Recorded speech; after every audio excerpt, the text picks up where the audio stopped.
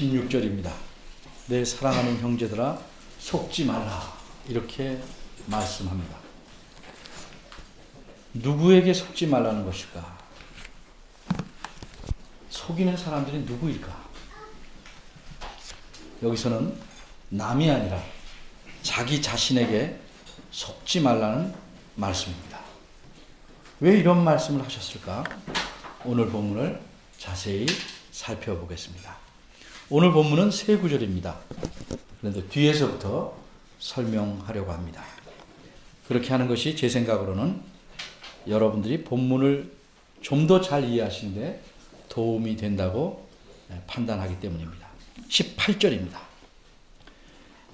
맨 아래를 보면 우리를 낳으셨다 하는 말씀이 있습니다. 하나님께서 우리를 낳으셨다. 아버지 날 낳으시고 어머니 날 기르시니 하는 말이 있습니다. 이것을 제가 어릴 때 듣고 분명히 엄마가 나를 낳았는데 왜 아버지가 날 낳으셨다고 할까? 이상하게 생각한 적이 있습니다. 하나님이 우리를 낳으셨다 하는 말씀은 비유적인 표현입니다. 따라서 이 말을 바꿔 말하면 우리는 하나님의 자녀다 하는 뜻입니다. 그런데 하나님은 우리를 사람이 자식을 낳듯이 그렇게 낳으신 것이 아닙니다. 하나님께서 우리를 어떻게 낳으셨는가? 18절 중간에 보면 진리의 말씀으로 낳으셨다 이렇게 표현합니다. 진리의 말씀이라는 게 무엇인가? 이것은 하나님 말씀을 가리키는 다른 표현입니다. 왜 이렇게 표현합니까? 하나님은 참되시고 진실하시기 때문입니다. 그래서 그가 하신 모든 말씀은 참되고 진실하기 때문입니다. 그래서 성경에서는 하나님 말씀을 가리켜 진리의 말씀으로 표현합니다. 그런데 하나님 말씀은 그저 진실하기만 하는 것이 아닙니다. 하나님 말씀은 사람을 변화시켜서 하나님의 자녀가 되게 만드는 능력을 갖고 있습니다. 왜 그렇습니까? 오직 이 말씀을 통해서 성령 하나님께서 그런 변화케 하는 일을 행하시기 때문입니다. 이 하나님 말씀을 통해서 하나님에게 속하지 않은 사람이 하나님께 속하게 만드시고 하나님 아버지를 알게 하시고 하나님 아버지를 섬기게 하는 것입니다. 그렇게 이 기쁜 소식을 이 하나님 말씀을 복음이라고도 말합니다. 이처럼 하나님의 자녀가 돼서 하나님 아버지를 섬기는 것은 다른 방법으로는 불가능합니다. 기적을 보거나 무슨 신비한 체험을 해서 하나님의 자녀가 되는 것 아닙니다. 하나님의 자녀가 되는 유일한 방법은 하나님의 말씀으로서만 가능합니다.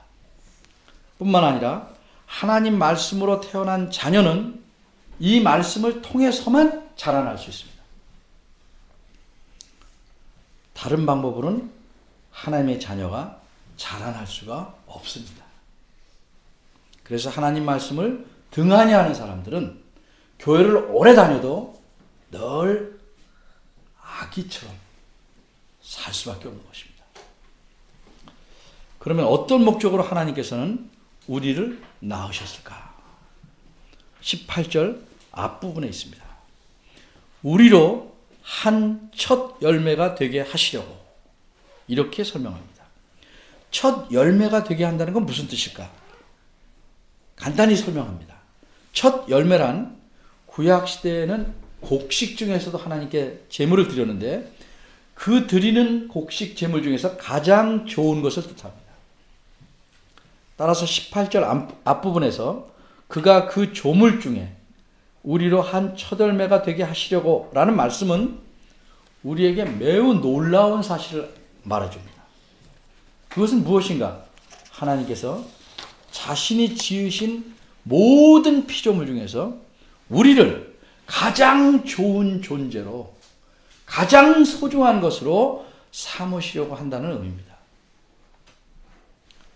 그러니까 하나님께서 우리를 자녀로 삼으신 것은 천덕꾸러기로 대우하시는 게 아니고 자신의 가장 좋은 것으로 대우하시기 위해서입니다. 이처럼 하나님께서는 우리를 특별히 하나님에게 가장 소중한 그런 존재, 그런 자녀로 삼으려는 겁니다. 구약성경 출애굽기 19장 5절 111쪽인데 여기 보면 하나님께서는 이스라엘 백성에 대해서 너희는 내 소유가 되겠다 이렇게 말씀합니다. 그런데 이 말씀은 단지 내 것, 내 소유가 된다 하는 의미가 아닙니다.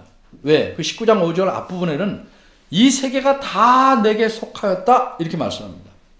바꿔 말하면 이 세상 모든 것이 내 소유다 라는 말씀입니다.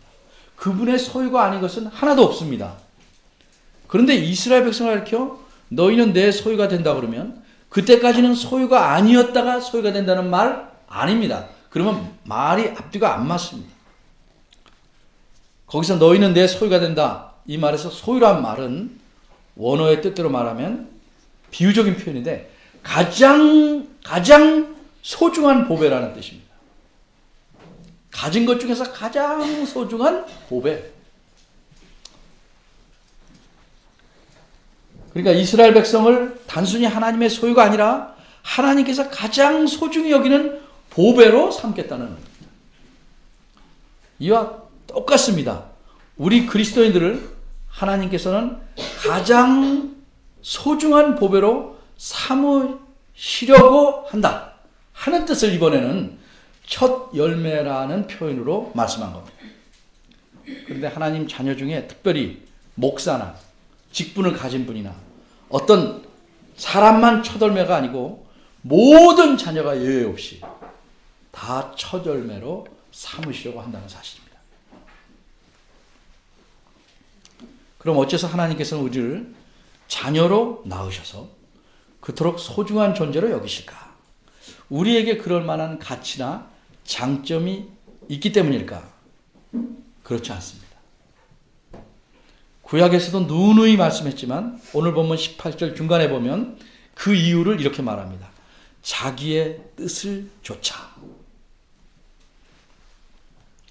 하나님께서 이렇게 우리를 자녀로 낳으신 것은 어쩔 수 없어서 또 어쩌다 보니까 자녀를 낳게 됐고 낳아 보니까 불쌍해서 할 수 없이 그저 사랑해 주마 하는 의미 정도가 아닙니다. 우리를 낳기 전에 진리의 말씀을 통해서 자녀로 삼기 전에 하나님께서는 자신의 마음을 결정하시고 우리를 자녀 삼으시기로 기뻐하셨기에 우리를 자녀 삼으신 겁니다. 바꿔 말해서 우리에게 어떤 빚을 지거나 갚아야 할 의무가 있거나 우리에게 자녀로 삼을 만한 좋은 면들이 있어서 우리를 자녀 삼은 것이 아니라는 의미입니다.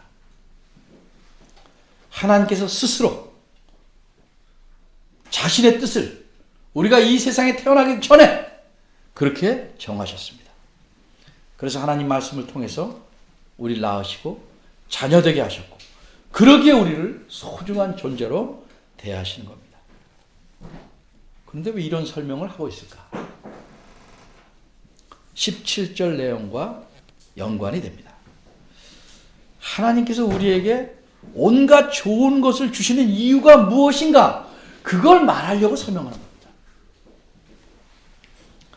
다시 말해서 하나님께서 우리를 자녀로 삼으셨기 때문에 우리에게 모든 좋은 것을 주신다는 의미입니다. 17절을 보면 각양 좋은 은사와 온전한 선물이 다 위로부터 온다 이렇게 말씀합니다. 우리 그리스도인들이 누리는 모든 좋은 것들은 모두 위에서 온 겁니다. 여기 은사라는 말은 병 고치는 은사같이 특별한 그런 걸 말하는 게 아니고 하나님이 주시는 선물 모두를 가리킵니다. 그리고 온전한 선물이라는 것은 상하거나 흠집이 없는 선물이라는 뜻이 아니고 하나님을 기쁘시게 할 만한 것, 하나님이 기뻐하시는 그런 선물, 하나님 뜻에 맞는 선물을 의미합니다. 따라서 각양 좋은 은사와 온전한 선물이라는 말은 각양 좋고 온전한 선물이라는 뜻입니다. 이 모든 것들이 위에서부터 옵니다. 근데 이것들은 위에서 온다고 해서 저절로 오는 것이 아니고 구체적으로 누구에게서 오는가? 빛들의 아버지로부터 온다. 빛들의 아버지께서 주신다고 분명히 말합니다. 따라서 바꿔 말하면 우리 그리스도인들이 누리는 모든 좋은 것들, 그것이 눈에 보이거나 보이지 않거나 모든 것은 하나님께서 자신의 선한 뜻에 따라 자신의 뜻에 맞게 우리에게 주시는 겁니다. 따라서 이것들은 모두 빛들의 아버지신 하나님께로부터 내려오는 선물입니다. 그런데 어째서 하나님을 가리켜 빛들의 아버지라고 표현했을까? 여기서 빛들이란 해와 달, 별들을 가리킵니다. 사람이 누리는 좋은 것들 중에서 대표적인 것들을 언급하는 겁니다. 해, 달, 별이 얼마나 좋은지는, 우리 삶에 얼마나 좋은 영향을 미치는지는 구체적으로 설명 안 해도 다 압니다. 이 세상의 모든 빛들을 지으신 분이라는 뜻에서 하나님을 가리켜 빛들의 아버지다 이렇게 표현했습니다. 더군다나 이 야고보서라는 편지를 읽어보는 옛날 사람들은 하늘에 있는 해와 달과 별들이 인간의 운명을 결정한다고 생각하고 있었습니다. 요새도 그래서 별점 보는 사람 많죠. 그런데 하나님을 빛들의 아버지라고 표현한 것은 무엇입니까? 그것들은 그런 하늘의 빛들은 스스로 생겨나서 우리 운명을 주장한 것이 아니라는 뜻입니다. 그것들은 하나님이 만드신 것이고 사람이 누리도록 한 좋은 것들이라는 사실을 말하는 겁니다. 운명은 하나님이 결정하는 겁니다. 이처럼 해달별을 포함해서 인간이 누리는 모든 좋은 것들은, 크고 작은 모든 것들은 모두 하나님에게서 온 것입니다. 근데 이런 하나님은 어떤 분이신가? 17절 하반절에 보면 하나님을 가리켜 이렇게 말합니다. 변함도 없으시고 회전하는 그림자도 없다고 표현합니다. 해는 우리 입장에서 말하면 동쪽에서 떠서 서쪽으로 갑니다. 별자리도 계절마다 달라집니다. 달도 그 모양이 이지러지고 다시 차오릅니다. 이렇게 해와 달과 별들은 변합니다.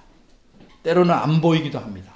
우리 눈에 보기에 모양도 변하고 움직이며 또 해가 움직임에 따라 그림자도 길었다 짧았다 없어졌다 이렇게 바뀝니다. 그런데 하나님에게는 이런 변화가 전혀 없다고 말합니다. 몸이 건조하다는 뜻이 아닙니다. 변덕스럽지 않다는 뜻입니다. 결코 변함이 없다는 사실을 강조하는 겁니다. 그런데 이렇게 하나님께서 변함이 없다는 것을 오늘 본문에서는 어떤 면과 연관해서 말하고 있는 것인가? 그걸 아셔야 됩니다.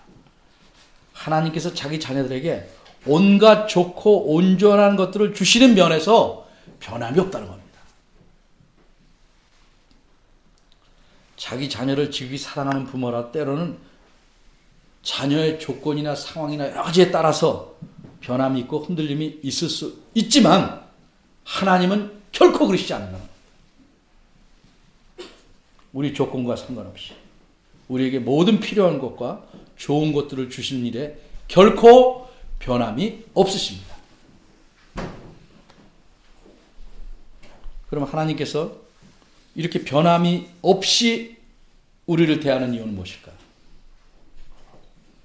한마디로 하나님께서 우리를 낳으신, 우리는 그분의 자녀이기 때문입니다.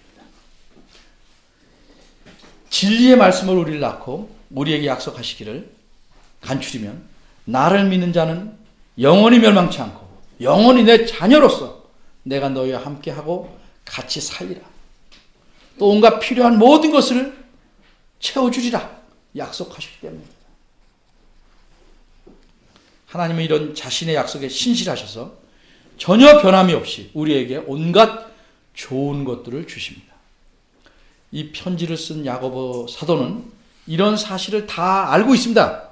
그래서 알고 있기 때문에 먼저 16절에서 내 사랑하는 형제들아 속지 말라 이렇게 말합니다. 그리고 자기 속에 알고 있는 것들을 설명하기 시작한 겁니다. 누가 우리를 속이기에 속지 말라고 합니까? 내가 나를 속입니다.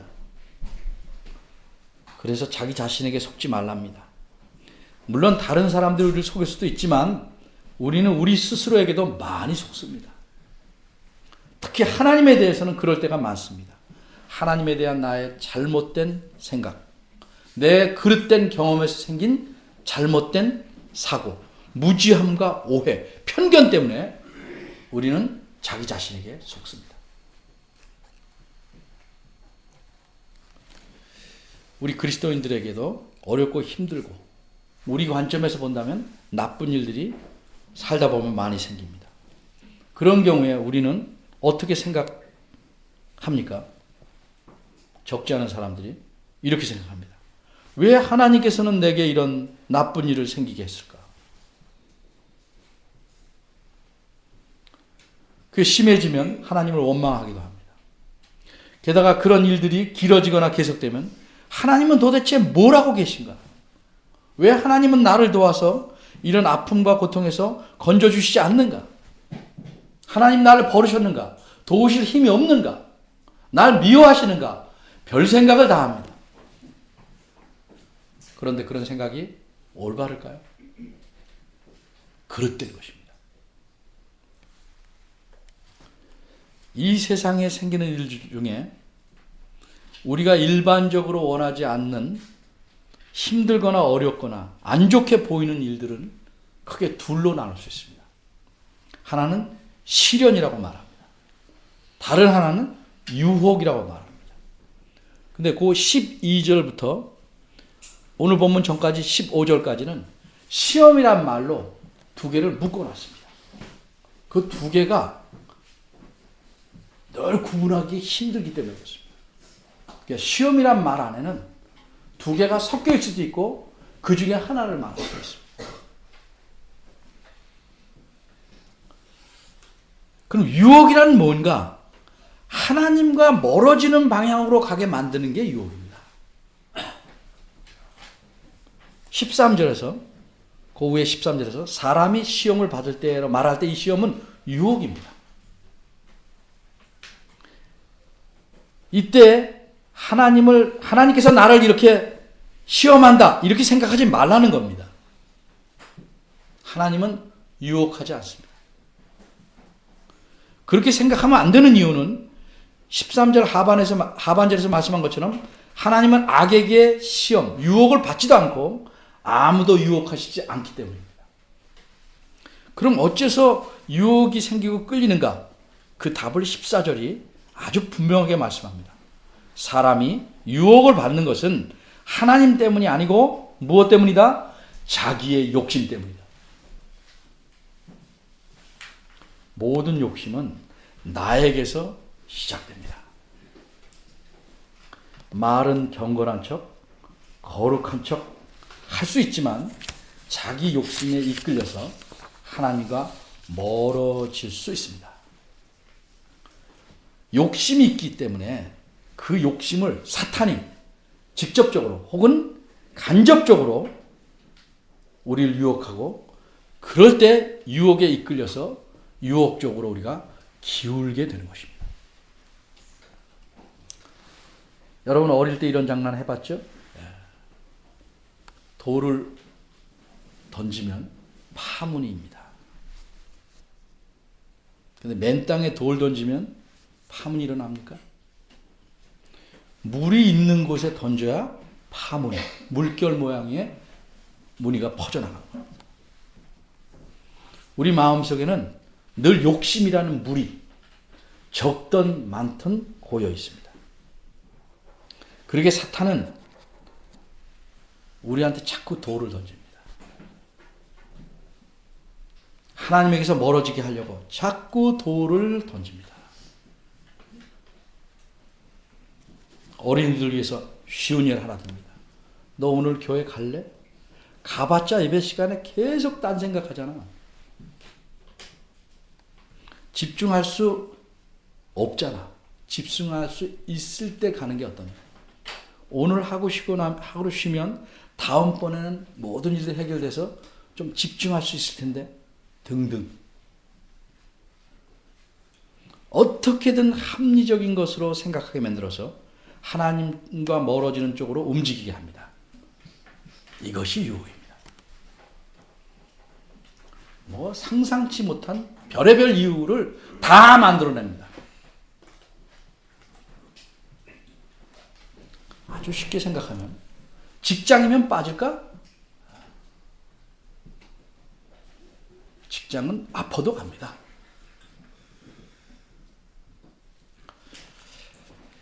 그러면 시련은 어떻게 오는 것입니까? 우린 이렇게 생각합니다. 내게는 아무 잘못도 없고 나쁜 마음도 없는데 왜 내게 어려움이 생길까?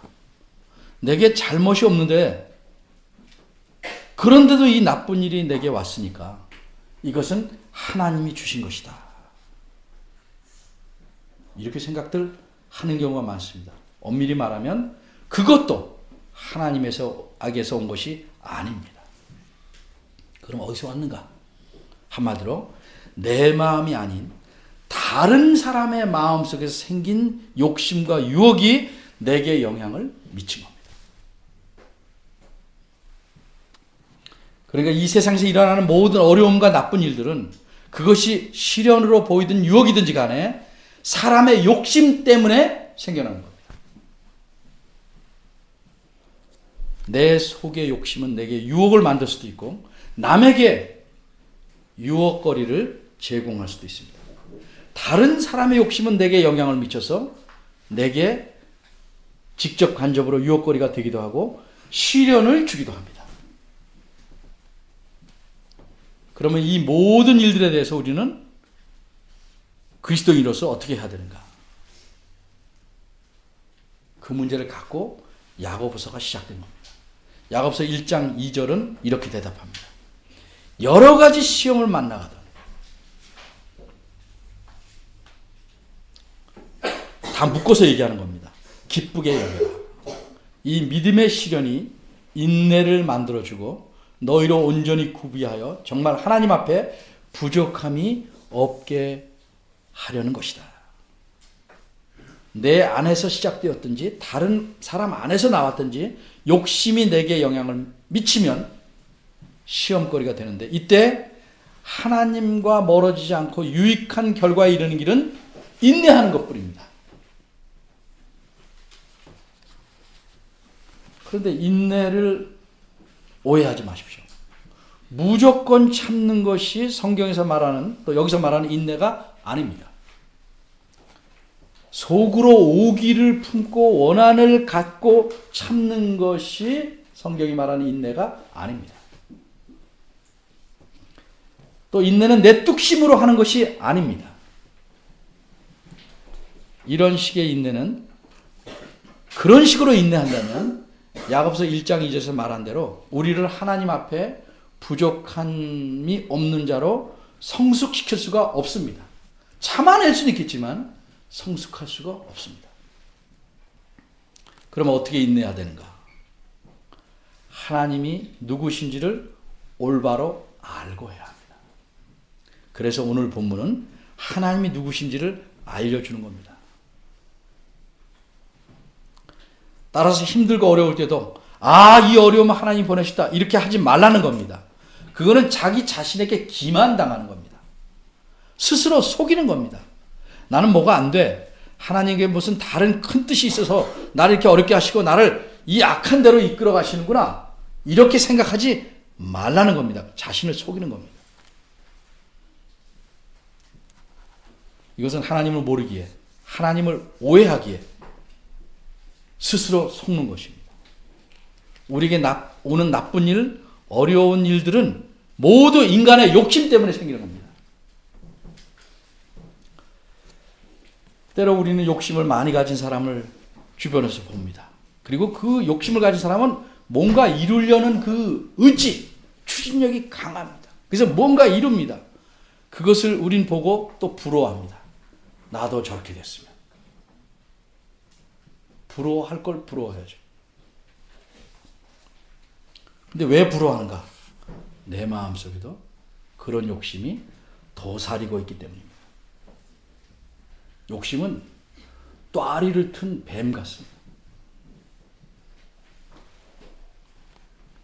하나님의 뜻이 맞지 않는 것이라면 아무리 진지하고 유익해 보이고 큰 업적을 남긴다 해도 그것은 욕심이요, 욕심의 결과입니다.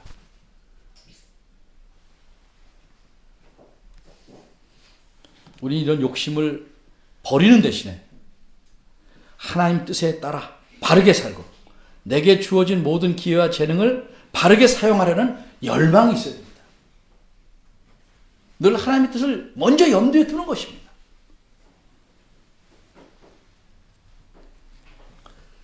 우리는 자신이 보기에 언짢거나 싫어하는 것이 생기면 그것을 좀 악하다고 생각하는 경향이 있습니다. 내가 좋아하고 원하는 일이 생기면 모든 것이 선하다, 혹은 하나님이 응답하셨다, 이렇게 생각하기 쉽습니다. 그릇된 생각입니다. 어렵거나 힘들거나 고통스러운 일 자체가 악한 것은 아닙니다. 자, 그럼 오늘 본문에서 보여주는 하나님은 어떤 분이십니까? 하나님은 자기 자녀를 이 세상 모든 피조물 중에서 가장 소중한 존재로 여기셔서 필요한 모든 좋은 것들을 주시는 분이십니다. 근데 실생활은 안 그러네. 이렇게 좋은 것을 주신다는데 어째서 우리는 아닌 것 같이 생각하고 충분히 누리지 못하는가? 몇 가지 이유가 있습니다. 하나님께서 원하시지 않는 방법으로 내가 원하는 것을 차지하려고 하는 욕심 때문에 좋은 것들을 누리지 못할 수가 있습니다. 또 다른 이유는 좋다는 것에 대한 기준이 잘못되었기 때문입니다. 내가 원하는 것, 갖고 싶은 것을 갖는 것 자체가 나쁘진 않지만, 늘상 나쁘다고 할 수는 없지만 그것을 가졌을 때 생기는 결과와 영향을 우리는 알지 못합니다. 돈이 필요해서 많이 가지려고 합니다. 근데 돈이 지닌 힘에 이끌려서 자신의 심성을 망가뜨릴 수도 있습니다.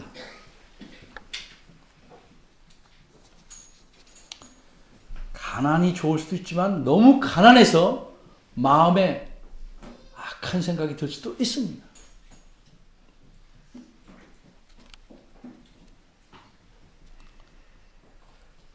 이처럼 좋아 보이지만 실상은 나한테 나쁜 영향을 미치고 다른 사람에게도 그런 영향을 미칠 수 있는 나쁜 것을 우리가 가지려 하기 때문에 하나님의 좋은 것을 놓치게 됩니다.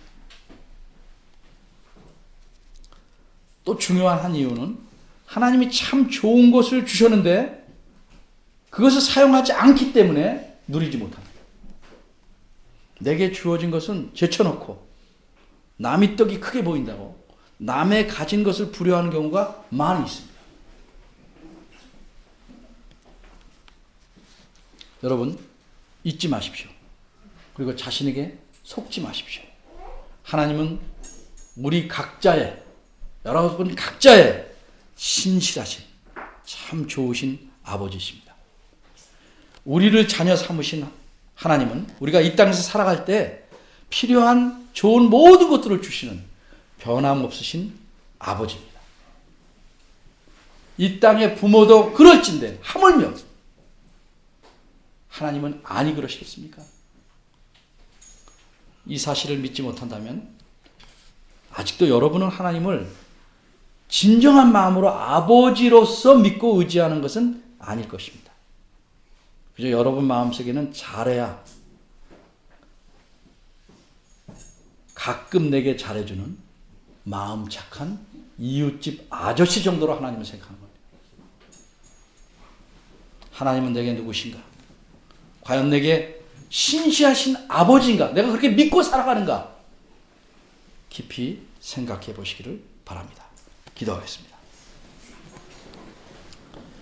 하나님, 저희가 참으로 얼마나 미련하고 스스로를 돌이켜보면 한심한지 모르겠습니다. 똑똑한 사람들만 자녀 삼으신다면 저희들 중에 몇 사람이나 하나님의 자녀가 될 수 있겠으며, 성격이 훌륭해서 존경받을 만한 사람만 자녀로 삼으신다면 몇 사람이나 주의 자녀가 될 수 있겠나이까. 하나님께서 그리하시지 않고 자신의 말씀으로 우리를 변화시켜서 능력의 말씀으로 악한 저희들을 자녀 삼으셔서 살아갈 수 있도록 키우고 이끌어 가심을 감사드립니다. 필요한 모든 것을 공급해 주시는 이런 하나님 우리가 든든히 믿고 우리 형편과 상황이 어떻든지 하나님 뜻에 맞게 살아가는 자녀가 되게 하시옵소서. 그래서 무엇보다도 하나님과 참 화목한 관계, 좋은 관계를 잘 누려서 이 땅에서 살아가는 동안 하나님의 자녀다운 기쁨과 보람과 복락을 온전히 누리는 저희들 되도록 이끌어 주시기를 바랍니다. 예수님의 이름으로 기도합니다.